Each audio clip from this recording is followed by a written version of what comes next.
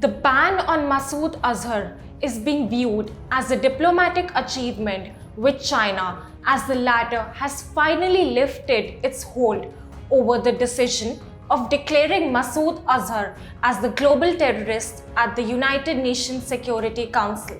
India refused to compromise its stand on anti-terror against Pakistan and finally achieved the sanction against JEM chief on its own terms. China had constantly vetoed Azhar's name on the account of the fact that India had rejected its proposal of de-escalation after the Pulwama attack.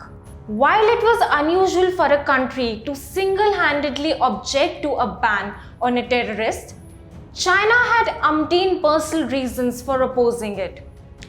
The country is termed as the all-weather ally of Pakistan and has made huge investments in their Belt and Road Initiative.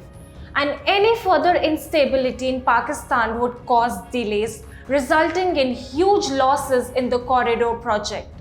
Therefore, looking out for its own personal interests, China tried to establish a pact that it would only support the sanctions on Masood Azhar if India assured that it would not retaliate after the Pulwama attack. China has a lot at stake, and Pakistan going through any further problems would lead to financial losses for them. Keeping this in mind, China had served as an obstruction for India in listing Azhar as a global terrorist on earlier occasions too. When India had made the move in 2016 and 17, China had advised India to solve the issue with Pakistan on bilateral terms. It was clear that the country was clearing its own ground and making a space for its own personal projects and investments. However, after continuous efforts, India had finally proved its worth in the diplomatic battle. After the 14th February attack, India retaliated by conducting a preemptive strike and made sure that the terrorist activity did not go unpunished. Major global players across the world supported India's stand for self-defense. Countries including US, UK, and France, along with the United Nations, acknowledged the airstrikes as a war against terrorism. After it was abundantly clear that India would face no diplomatic heat from most of the global community, it did not care about the brunt it would receive from China and sought to achieve its mission on its own terms. The sanctions moved against the JEM chief were not only on the basis of the recent Pulwama attack, but more to do with the fact that Masood Azhar had been accused of funding, planning, facilitating, and perpetrating terrorism across borders in the past.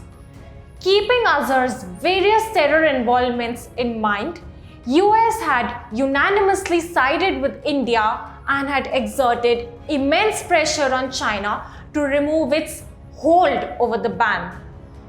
In this regard, US had even considered bypassing the 1267 Sanctions Committee altogether by straightaway taking the matter to the UN Security Council.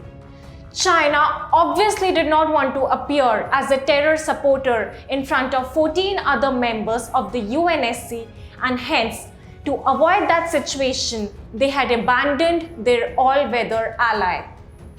The MEA spokesperson Ravish Kumar said, and I quote, "The designation is not based on any specific incident but on the basis of evidence shared with the members of the 1267 Sanctions Committee linking Masood Azhar to terrorism." In the UN notification, it very clearly states that Masood Azhar was listed for participating in financing, planning, facilitating, and perpetrating terrorist activities associated with JEM. This broadly covers all terror activities he has been involved in. The Indian Foreign Ministry clearly stated that they would not be involved in any negotiation when it comes to national security and terrorism issues. It was India's diplomatic excellence that flagged its victory at the United Nations.